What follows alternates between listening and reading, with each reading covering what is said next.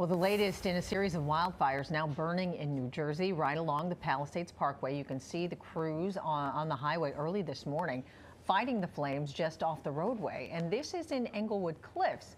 Fortunately, no injuries or serious damage reported. There have been more than 240 fires in New Jersey in just the last 2 weeks, and they're being fueled by our dangerous drought conditions. And speaking of those drought-fueled fires across the tri-state, for the first time in more than 20 years, New York City is under a drought watch. Yeah, and if we don't get some significant rain in the coming weeks, which Byron's talking about maybe this weekend, that watch will be stepped up to a warning, right? So we're here to explain the difference, right? You hear watch and warning, you're like, what does it mean? And how it will impact you is Emergency Management Commissioner Zach Iscol. So Commissioner Iscol, great to have you back. Always great to be with you both. Thank you for having me on. Can't believe we're talking about we haven't seen measurable rain since the beginning of September, right? So first, let's begin with that watch and warning thing right now. We're in this watch, and then it shifts to a warning when. What does it mean for the everyday New Yorker? So when we are monitoring the weather, and we do this for a lot of different types of weather events, there's sort of different levels. A watch really means that you need to start preparing. And so that's what we're doing in the city right now. The city is starting to prepare. We're starting to look at, taking our plans, talking to all of our agency partners about how they can conserve water and what we can do. In this city, we consume, believe it or not, 1 billion gallons of water a day.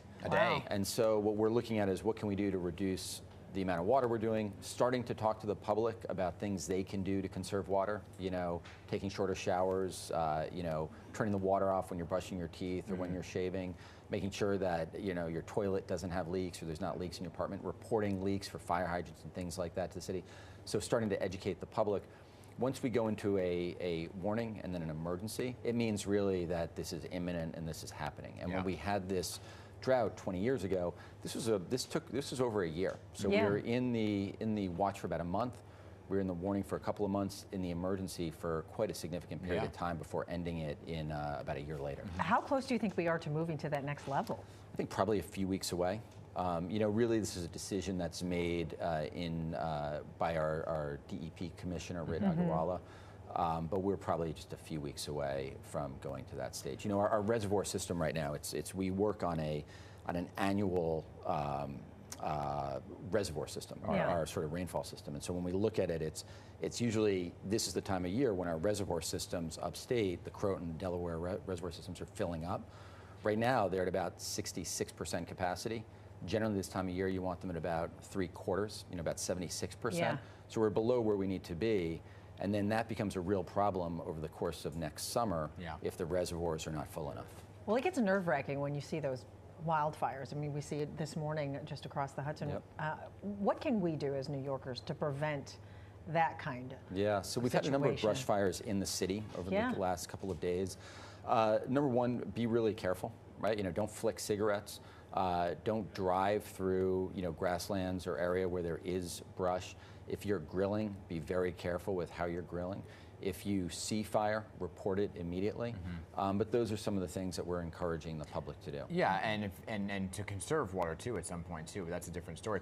And just because it rains maybe on Sunday doesn't mean that we're out of the woods. It rained. Right. No, you have to remember. I mean, we have these massive reservoir systems that we need to fill up upstate. Right. A little bit of rain on Sunday is not going to fix the problem. Do that. So, but heading into the winter months, right? Obviously, there's a lot of leaves on the ground. It gets colder. When we talk about some of these fires, and if you flick the cigarette and it goes into the brush, at what point does it become an issue with water and getting water to the fire department to be able to get onto the fires? So I think, look, we have a lot of contingencies in place. Right. We have pumping stations where we can start accessing water from the Hudson River in order to fight fires. Right. There is a lot of contingencies we have where that is not something that is of a concern.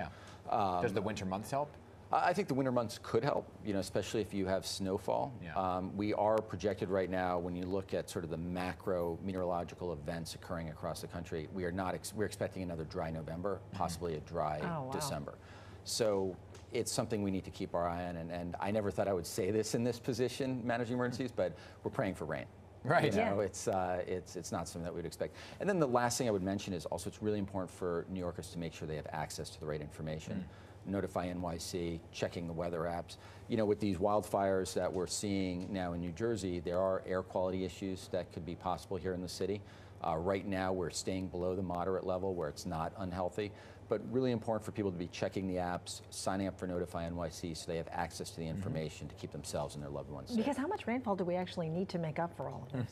Quite a bit, quite a bit. I mean, we had a deficit of about 6 inches of rain over the course of October. Yeah, and when you think 6 inches of rain doesn't sound a lot, but when you spread it over an area like the Croton Reservoir system or the Delaware River system, that is a tremendous amount of water. But does water conservation become a conversation? It is, and that's one of the things. You know, we did a press conference last week. I'm here talking to you guys about it today. We are encouraging New Yorkers now to start taking the steps. 20 years ago, we actually started, the city actually implemented mandatory water conservation strategies, increased water rates, you know, not allowing people to water their lawns in the summer. So but it's important that we start now. You know, the more water we start conserving early, the less we have to worry about later, right? We have a reservoir system with, I think it's about 500 billion gallons of water. So it's not like this is dire, but it's something that, you know, if we can conserve, you know, a few million gallons of water every single day, it adds up. Yeah. Wow. It's still very surreal that we're even having this conversation. It really conversation. is. I mean, it's one of the best, I mean, it's one of the things that's so interesting about this job is you really, you have to be prepared for everything, and especially in this time of extreme weather. You know, it's you have this idea that climate change is just going to mean rising sea levels, bigger coastal storms, but there's all these other impacts and effects. And so what we just encourage New Yorkers to do is make sure you really have access to the information. You're doing what you need to do to keep yourself and your loved ones prepared. Stay educated. Thanks so much, Thank you so much for having me on. Of course. Thanks for your time.